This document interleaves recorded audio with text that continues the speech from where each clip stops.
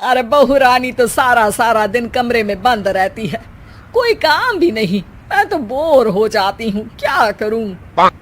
तभी मीना की सहेली रीना उससे मिलने आती है। अरे मेरे घर का भी यही हाल है, बेटा ऑफिस और बहू कमरे में बंद, समय काटे नहीं कटता।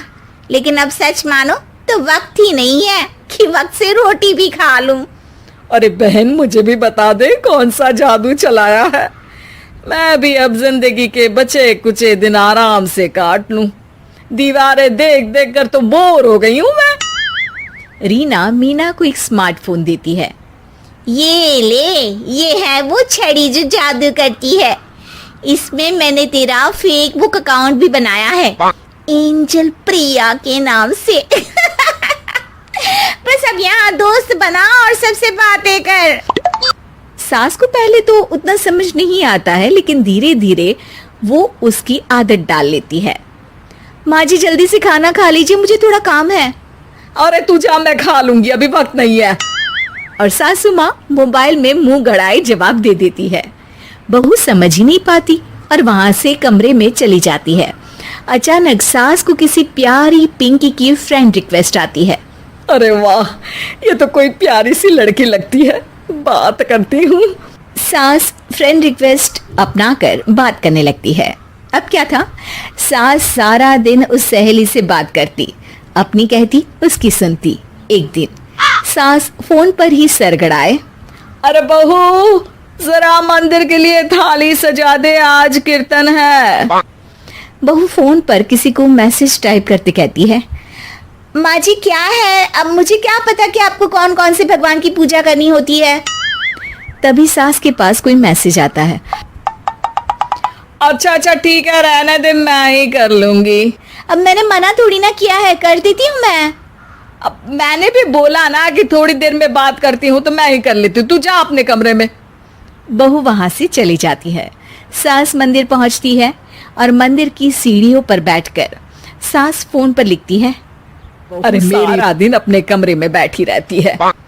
वहां से रिप्लाई आता है, मैं आपकी बहू को तो जानती नहीं हूँ, लेकिन हाँ एक बात है, हो सकता है आपने उसे ताने दिए होंगे या फिर उसका दिल दुखाया होगा।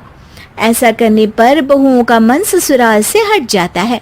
याद रखिए, बहू और बेटी में फर्क होता है। सास घर जाती है और बहू से बड़े ही प्यार से बात करती है, उसके लिए खाना बनाती है, उसे गिफ्ट में साड़ी भी देती है। जिसके बाद अगले दिन, माँ जी चलिए आज मैं भी आपके साथ मंदिर चलती हूँ, आते वक्त भोले भैया के गोलगप्पे खाकर आएंगे। अरे हाँ बहू, ये तो अच्छा है, चलो। सास मन में सोचती है कि उसकी फेक बुक वाली दोस्त कितनी अच्छी है। उसके समझाने से उसे उसकी बहू वापस मिल गई। वो बहू को अपनी दोस्त के बारे में बताने का सोचती है, लेकिन फिर चुप हो जाती है। बहू फोन पर टाइप करती है, मेरी सास मुझे नौकरानी समझती है, एक गिलास पानी तक खुद नहीं लेती। मन तो करता है कि बोल दूं, मैं बहू हूँ, कोई नौकरानी नहीं। वहां से रिप्लाई आता है, देखो तुम्हारी सास को तो मैं भी नहीं जानती, लेकिन वो बुजुर्ग होंगी, पूरा जीवन गृहस्थी चूल्हा चौका में निकाल दिया। और फिर तुम ये भी मत भूलो कि जिस पति पर तुमको इतना गर्व है, उसे भी शिक्षा उन्होंने ही दी है। तो जिसने तुम्हें इतना दिया, क्या तुम उनकी थोड़ी सी सेवा नहीं कर सकती? बहू भी अगले दिन से सास का सारा काम करती, उनके पैर दबाती, उनका ख्याल रखती, उनके साथ घूमने जाती। एक दिन सास, बहू ये लो मेरा हीरे का हार, पहले तो सोचा था कि अपनी बेटी को दूंगी, लेकिन आज जब मेरे हाथ पैर में दर्द था तो तुम मेरा साथ दे रही थी। समय पर खाना पानी देकर तुमने ही मेरा बुढ़ापे में साथ दिया। उसके हिस्से का बहुत कुछ मैं उसे दे चुकी हूँ, लेकिन ये अब तेरा। बहू तो ये देखकर खुशी से उछली जाती है।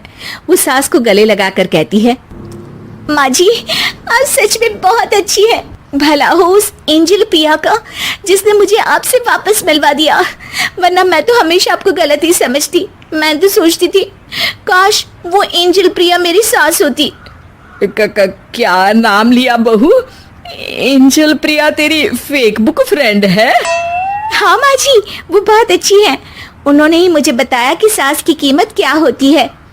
अरे बहू, कहीं तू प्यारी पिंकी तो नहीं? जी माँ जी, मैं ही हूँ प्यारी पिंकी। क्यों? सास बहू को गले लगाकर कहती है। मैं भी यही सोचती थी कि काश प्यारी पिंकी मेरी बहू होती। शुक्रिया बहू। सासू माँ, शुक्रिया तो हम दोनों को फेसबुक और सोशल मीडिया का करना चाहिए, जिसने हम दोनों को एक दूसरे से दिल से मिला दिया। अब तक दोनों को समझ आ गया था कि जो खुशी वो बाहर ढूंढ रहे थे, सच में तो वो उनके घर में ही थी।